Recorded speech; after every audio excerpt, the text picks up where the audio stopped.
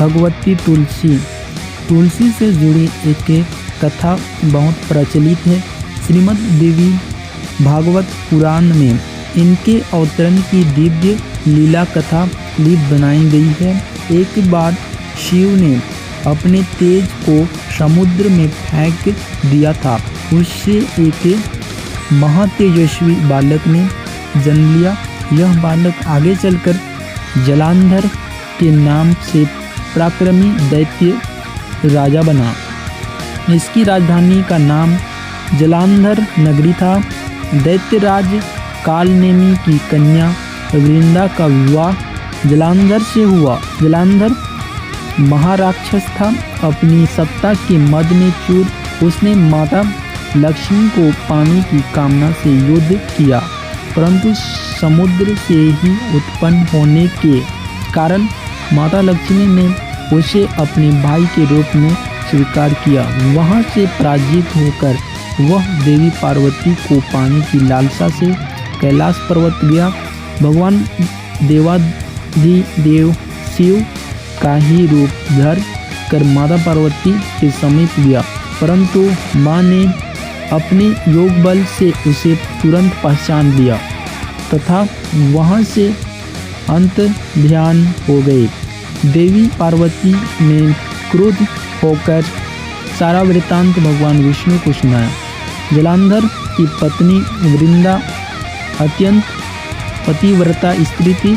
उसी के पतिव्रत धर्म की शक्ति से जलांधर ना तो मारा जाता था और ना ही पराजित होता था। इसलिए जलांधर का नाश करने के लिए वृंदा की पतिव्रत धर्म को भंग करना बहुत जरूरी था। इसी कारण भगवान विष्णु ऋषि का वेश धारण कर वन में जा पहुँचे, जहाँ वृंदा अकेली भ्रमण कर रही थी। भगवान के साथ दो मायावी राक्षस भी थे, जिन्हें देखकर वृंदा भयभीत हो गई। ऋषि ने वृंदा के सामने पल में दोनों को भस्म कर दिया। उनकी शक्ति देखकर वृंदा ने कैलाश पर्वत पर महादेव के साथ युद्ध कर रहे अपने पति जलांधर के बारे में पूछा। ऋषि ने अपने मायाजाल से दो वानर प्रकट किए। एक वानर के हाथ में जलांधर का सिर था तथा दूसरे के हाथ में धड़। अपने पति की यह दशा देखकर वृंदा मूर्छित होकर गिर पड़ी। होश में आने पर उन्होंने ऋषि रूपी भगवान से विनती की कि वह उसके पति को जीवित करें। भगवान ने अपनी माया से पुनः जलांधर का सिर धड़ से जोड़ दिया, परंतु स्वयं भी वह उसी शरीर में प्रवेश कर गए। वृंदा को इस छल का जरा आभास न हुआ। जलांधर बने भगवान के साथ वृंदा पतिव्रता का व्यवहार करने लगी, जिससे उसका सतीत्व भंग हो गया। ऐसा होते ही वृंदा का पति जलांधर युद्ध में हार गया। इस सारी लीला का जब वृंदा को पता चला तो उसने क्रुद्ध होकर भगवान विष्णु को शीला होने का श्राप दे दिया तथा स्वयं सती हो गई। जहाँ वृंदा भस्म हुई वहाँ तुलसी का पौधा उगा।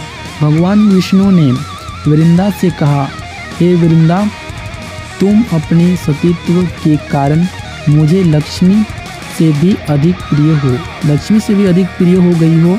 अब तुम तुलसी के रूप में सदा मेरे साथ रहोगी। जो मनुष्य भी मेरे शालिग्राम रूप के साथ तुलसी का विवाह करेगा, उससे इस लोक और परलोक में विपुल यश प्राप्त होगा।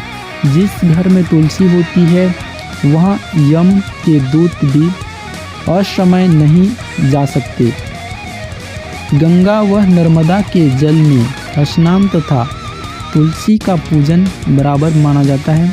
चाहे मनुष्य कितना भी पापी क्यों ना हो, मृत्यु के समय जिसके प्राण मंजरी रहित तुलसी और गंगा जल मुख में रखकर निकल जाते हैं, वो पापों से मुक्त होकर वैकुंठ धाम को प्राप्त होता है। जो मनुष्य तुलसी व आउलुंग की छाया में अपने पितरों का श्राद्ध करता है, उसके पितर मोक्ष को प्राप्त हो जाते हैं। उसी दैत्य जलांधर की यह भूमि जलांधर नाम से विख्यात है। सती वृंदा का मंदिर मोहल्ला कोट किशनचंद में स्थित है। कहते हैं इस स्थान पर एक प्राचीन गुफा थी जो सीधी हरिद्वार तक जाती थी। सच्चे मन से 40 दिन तक सती वृंदा देवी के मंदिर में पूजा करने से भी मनोरथ पूर्ण होते हैं।